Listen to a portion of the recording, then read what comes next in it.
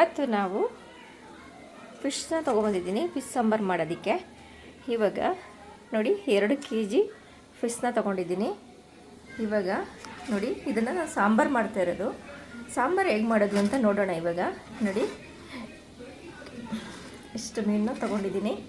ಬನ್ನಿ ಇವಾಗ ಮಾಡೋದು ಹೇಗೆ, ಇದಕ್ಕೆ ಬೇಕಾಗಿರೋ ಇಂಗ್ರೀಡಿಯೆಂಟ್ಸ್ನ ಎಲ್ಲ ನೋಡೋಣ ಬನ್ನಿ. ಇವಾಗ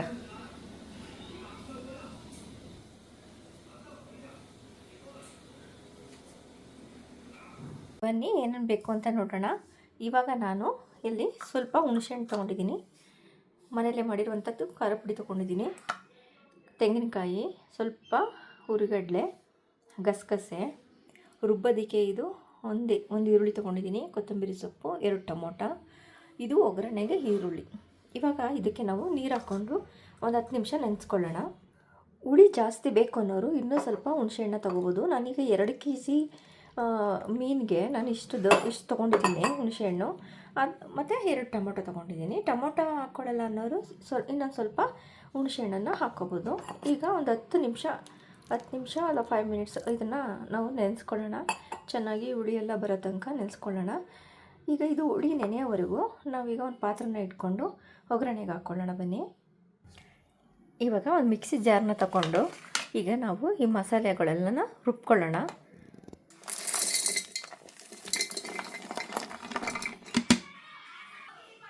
ಕೊತ್ತಂಬರಿ ಸೊಪ್ಪು, ಸ್ವಲ್ಪ ಈರುಳ್ಳಿ, ಇದಿಷ್ಟು ಹಾಕ್ಕೊಂಡು ಟೊಮೊಟೊ ಲಾಸ್ಟ್ಗೆ ಹಾಕ್ಕೊಳ್ಳೋಣ.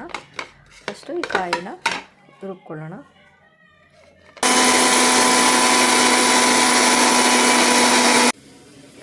ಇವಾಗ ನಾವು ಸ್ಟವ್ನ ಅಂಟಿಸ್ಕೊಂಡು ಒಂದು ಪಾತ್ರೆನ ಇಟ್ಕೊಳ್ಳೋಣ.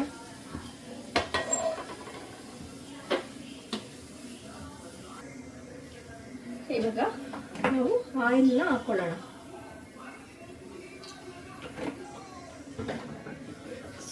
ಸ್ವಲ್ಪ ಆಯಿಲ್ ಹಾಕ್ಕೊಂಡಿದ್ದೀನಿ, ಏನು ಜಾಸ್ತಿ ಏನು ಬೇಡ. ಈಗ ಆಯಿಲ್ ಕಾದ್ಮೇಲೆ ನಾನು ಈರುಳ್ಳಿನ ಹಾಕೋತೀನಿ. ಒಂದು ಮಿನಿಟ್ ಆಯಿಲ್ ಕಾಯಲಿ. ಇವಾಗ ಆಯಿಲ್ ಕಾದಿದೆ.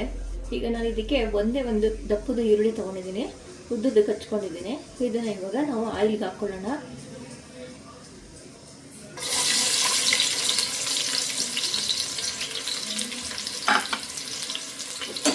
ಇವಾಗ ನಾವು ಈರುಳ್ಳಿನ ಚೆನ್ನಾಗಿ ಕೆಂಪಾಗಿ ಹುರ್ಕೋಬೇಕು.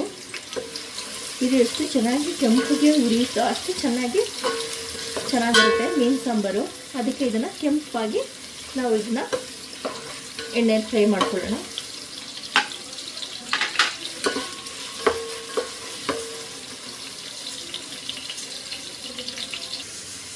ನೋಡಿ ಕೆಂಪಗಾಗಿದೆ ಈರುಳ್ಳಿ. ಇಷ್ಟು ಕೆಂಪಗಾದರೆ ಸಾಂಬಾರು ರುಚಿಯಾಗಿರುತ್ತೆ. ಸೊ ಇವಾಗ ಚೆನ್ನಾಗಿ ಕೆಂಪಗಾಗಿದೆ. ನಾವು ಇದಕ್ಕೀಗ ಹುಣಸೆಹಣ್ಣು ರಸನ ಹಾಕ್ಕೊಳ್ಳೋಣ. ಇದಕ್ಕೆ ನಾನು ನೀರೆಲ್ಲ ಹಾಕ್ಕೊಂಡು ಚೆನ್ನಾಗಿ ಕಿವುಚ್ಕೊಂಡಿದ್ದೀನಿ. ಒಂದು 100 ಗ್ರಾಮಷ್ಟು 2 kg ಮೀನಿಗೆ ನಾನು ಒಂದು 150 ಗ್ರಾಮಷ್ಟು ಹುಣಸೆಹಣ್ಣು ತೊಗೊಂಡು ನೆನೆಸ್ಕೊಂಡು ಈ ಥರ ಎಲ್ಲ ಕಿವುಚ್ಕೊಂಡಿದ್ದೀನಿ ಚೆನ್ನಾಗಿ. ಇವಾಗ ಇದನ್ನು ನಾವು ಇದಕ್ಕೆ ಆ್ಯಡ್ ಮಾಡ್ಕೊಳ್ಳೋಣ.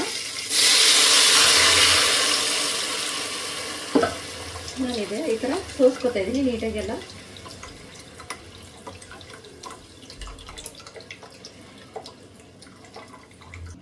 ನೋಡಿ ಈ ಥರ ನಾನು ನೀಟಾಗಿ ಸೋಸ್ಕೊಂಡಿದ್ದೀನಿ ಹುಣಸೆಹಣ್ಣು ರಸನ. ಇವಾಗ ಅದನ್ನು ಚೆನ್ನಾಗಿ ಕುದಿಲಿಕ್ಕೆ ಬಿಡೋಣ. ಚೆನ್ನಾಗಿ ಹುಳಿ ಬೇಯಬೇಕು. ಹುಳಿ ಎಷ್ಟು ಬೇಯ್ತದೋ ಚೆನ್ನಾಗಿ ಅಷ್ಟು ಚೆನ್ನಾಗಿ ಸಾಂಬಾರು ಮೀನು ಸಾಂಬಾರು ಚೆನ್ನಾಗಿ ಬರುತ್ತೆ, ಟೇಸ್ಟಾಗಿರುತ್ತೆ. ಈಗ ಇದನ್ನು ಚೆನ್ನಾಗಿ ಕುದಿಸ್ಕೊಳ್ಳೋಣ. ಹುಳಿ ಖಾರ ಚೆನ್ನಾಗಿ ಬೇಯೋವರೆಗೂ ನಾವೀಗ ಫಿಶ್ಗೆ ಈಗ ನೀಟಾಗಿ ಕ್ಲೀನ್ ಮಾಡಿಕೊಂಡು ಇಟ್ಕೊಂಡಿದ್ದೀವಿ. ಇದಕ್ಕೆ ಈಗ ನಾವು ಸ್ವಲ್ಪ ಸಾಲ್ಟನ್ನು ಈ ಥರ ಆ್ಯಡ್ ಮಾಡ್ಕೊಳ್ಳೋಣ. ಈ ಮೀನೆಲ್ಲ ಚೆನ್ನಾಗಿ ಸಾಲ್ಟೆಲ್ಲ ರುಚಿ ಚೆನ್ನಾಗಿ ಇಟ್ಕೊಳ್ಳುತ್ತೆ. ನಾವಾಗ ತಿನ್ನೋದಕ್ಕೂ ರುಚಿಯಾಗಿರುತ್ತೆ. ಈಗ ಇದಕ್ಕೆ ಸಾಲ್ಟ್ ಹಾಕ್ಕೊಂಡು ಈ ಕಡೆ ಸೈಡ್ಗೆ ಇಟ್ಕೊಂಡ್ಬಿಡೋಣ. ಇವಾಗ ಹುಳಿ ಬೇಯ್ತಾ ಇದೆ ನೋಡೋಣ. ಇವಾಗ ಹುಣಸೆಹಣ್ಣು ಹುಳಿ ಚೆನ್ನಾಗಿ ಬೆಂದಿದೆ, ಗಮ್ ಅಂತ ಇದೆ. ಇದಕ್ಕೆ ನಾವು ಈಗ ಖಾರ ಪುಡಿನ ಆ್ಯಡ್ ಮಾಡ್ಕೊಳ್ಳೋಣ. ಖಾರನೂ ಚೆನ್ನಾಗಿ ಬೇಯಬೇಕು. ಹುಳಿ ಖಾರ ಚೆನ್ನಾಗಿ ಬೆಂದರೆ ತುಂಬ ಟೇಸ್ಟಿಯಾಗಿರುತ್ತೆ ಸಾಂಬಾರು. ಈಗ ನಾವು ಖಾರ ಪುಡಿನ ಆ್ಯಡ್ ಮಾಡ್ಕೊಳ್ಳೋಣ. ನೋಡಿ ಇಷ್ಟು ಖಾರ ಪುಡಿನ ತೊಗೋತಾ ಇದ್ದೀನಿ. ಇದನ್ನು ಇಷ್ಟನ್ನು ಆ್ಯಡ್ ಮಾಡ್ಕೊಳ್ಳೋಣ. ಈ ಥರ ನೀಟಾಗಿ ಮಿಕ್ಸ್ ಮಾಡಿಕೊಂಡು ಒಂದು 2 ಮಿನಿಟ್ಸು ಬೇಯೋಕ್ಕೆ ಬಿಟ್ಬಿಡೋಣ ಖಾರನ. ಇನ್ನೊಂದು ಸ್ವಲ್ಪ ನೀರನ್ನ ಹಾಕ್ಕೊಂಡು ಖಾರನ ಬೇಯಿಸ್ಕೊಳ್ಳೋಣ. ಇದು ನೀಟಾಗಿ ಒಂದೆರಡು ಕುದಿ ಚೆನ್ನಾಗಿ ಬರಲಿ. ಖಾರ ಬೆಂದಷ್ಟು ಚೆನ್ನಾಗಿರುತ್ತೆ. ಸೊ ಇದನ್ನು ನಾವು 2-3 ಮಿನಿಟ್ಸು ನೀಟಾಗಿ ಬೇಯಿಸ್ಕೊಳ್ಳೋಣ.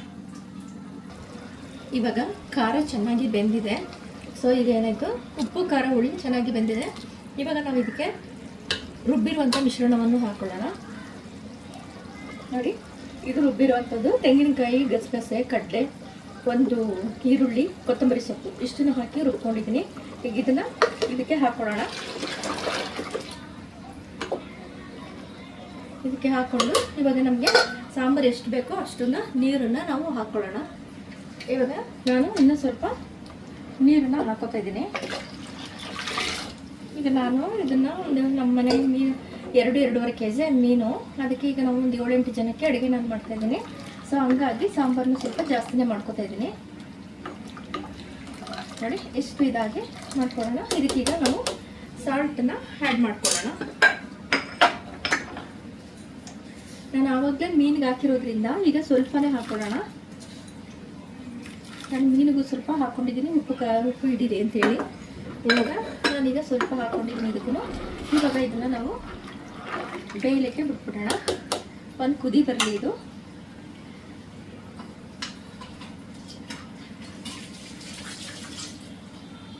ಈಗ ಇದನ್ನು ಮುಚ್ಕೊಳ್ಳೋಣ.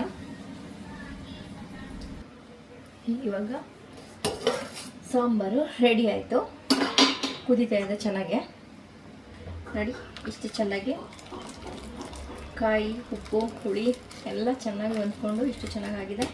ಇವಾಗ ಇದಕ್ಕೆ ನಾವು ಒಂದೊಂದೇ ಆಗಿ ಮೀನನ್ನು ಹಾಕ್ಕೊಳ್ಳೋಣ. ಬನ್ನಿ ನೋಡಿ, ಒಂದೊಂದೇ ಇದನ್ನು ಹಾಕ್ಕೊಳ್ಳೋಣ. ಇದನ್ನು ಜಾಸ್ತಿ ನಾವು ಬೇಯಿಸಂಗಿಲ್ಲ, ಒಂದು ಮಳ್ತಿದಂಗೆ ಹಾಕಿ ಮಾಡ್ಕೋಬೇಕು. ಈಗ ನೋಡಿ ಒಂದೊಂದನೇ ಈ ಥರ ಎಲ್ಲ ಹಾಕೋತಾ ಇದ್ದೀನಿ. ಮೀನು ಹಾಕ್ಕೊಂಡ್ಮೇಲೆ ಏನು ಕುದಿಸ್ಬೇಕು ಅನ್ನೋದೇನೂ ಇಲ್ಲ. ಅದು ಒಂದು ಮಳ್ತಿದಂಗೆ ಹಾಕಿ ಮಾಡಿಬಿಡ್ಬೇಕು. ಇಲ್ಲಾಂತಂದರೆ ಮೀನೆಲ್ಲ ಕಲಸೋಗ್ಬಿಡುತ್ತೆ, ತಿನ್ನೋಕ್ಕೆ ಚೆನ್ನಾಗಿರೋದಿಲ್ಲ. ಹಾಗಾಗಿ ನೋಡಿ ನಾನು ಇಷ್ಟು ಮೀನನ್ನು ಒಂದೊಂದಾಗೆ ಆ್ಯಡ್ ಮಾಡ್ಕೊತಾ ಇದ್ದೀನಿ.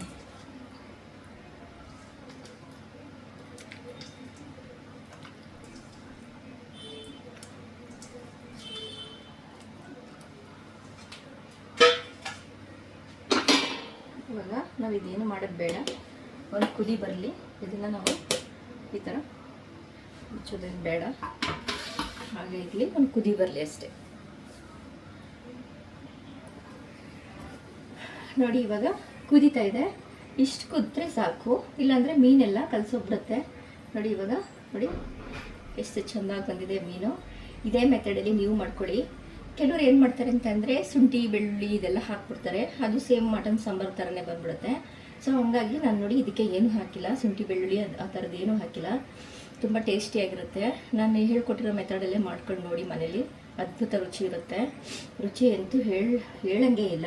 ನೋಡಿ ಮೀನಿನ ಎಣ್ಣೆ ಕೂಡ ಎಷ್ಟು ಚೆನ್ನಾಗಿ ಎಲ್ಲ ಬಿಟ್ಕೊಂಡಿದೆ. ಮೀನಿನ ಎಣ್ಣೆ ಎಲ್ಲ, ಮೀನಿನ ಎಣ್ಣೆ ಬಾಡಿಗೆ ಸೇರಬೇಕು ಅಂತಾರೆ. ಸೊ ಹಾಗಾಗಿ ಇದೇ ರೀತಿಲಿ ಮಾಡ್ಕೊಳ್ಳಿ, ತುಂಬ ಚೆನ್ನಾಗಿ ಬಂದಿದೆ. ರುಚಿ ಅಂತೂ ಅದ್ಭುತ. ನಮ್ಮ ಮನೇಲಂತೂ ವಾರದಲ್ಲಿ ಒಂದಿನ ಅಂತೂ ಖಂಡಿತ ಇದ್ದೇ ಇರುತ್ತೆ. ನೋಡಿ ಎಷ್ಟು ಚೆನ್ನಾಗಿ ಬಂದಿದೆ. ಇನ್ನು ಜಾಸ್ತಿ ಬೇಯಿಸೋಕೆ ಹೋದರೆ ಬೆಂದೋಗ್ಬಿಡುತ್ತೆ. ಸೊ ಈಗ ಅದಕ್ಕೆ ನಾನಿವಾಗ ಇದನ್ನು ಆಫ್ ಮಾಡ್ಕೊತಾ ಇದ್ದೀನಿ. ಆಫ್ ಮಾಡಿಕೊಂಡು ಈ ಥರ ಕೊತ್ತಂಬರಿ ಸೊಪ್ಪನ್ನ ಹಾಕೋತಾ ಇದ್ದೀನಿ. ಹಾಕ್ಕೊಂಡು ಮತ್ತು ಇದನ್ನು ನೀಟಾಗಿ ಹೀಗೆ ಬಿಟ್ಬಿಡೋಣ. ನೋಡಿ ಎಷ್ಟು ಚೆಂದ ಅಂದರೆ ಅದ್ಭುತ, ರುಚಿ ಅಂತೂ ಅದ್ಭುತ ಆಗಿರುತ್ತೆ. ಸೊ ಇದನ್ನು ಈಗ ನಾನು ಇದನ್ನು ನಾವು ಬಿಸಿ ತಿನ್ನೋದಕ್ಕಿಂತ ಒಂದು ಸ್ವಲ್ಪ ಹೊತ್ತು ಬಿಟ್ಟು ತಿಂದರೆ ರುಚಿ ಇನ್ನೂ ಚೆನ್ನಾಗಿರುತ್ತೆ. ಹಾಗಾಗಿ ನಾನು ಇನ್ನು ಸ್ವಲ್ಪ ಹೊತ್ತು ಬಿಟ್ಟು ನಾನು ಊಟಕ್ಕೆ ಎಲ್ಲರಿಗೂ ಬಡಿಸ್ತೀನಿ. ಇವಾಗ ಹಾಗೆ ಮುಚ್ತಾ ಇದ್ದೀನಿ. ಇದೇ ಮೆಥಡಲ್ಲಿ ನೀವು ಮಾಡ್ಕೊಳ್ಳಿ. ಇಷ್ಟ ಆದರೆ ಲೈಕ್ ಮಾಡಿ, ಶೇರ್ ಮಾಡಿ ಮತ್ತು ಸಬ್ಸ್ಕ್ರೈಬ್ ಮಾಡ್ಕೊಳ್ಳೋದನ್ನ ಮರಿಬೇಡಿ.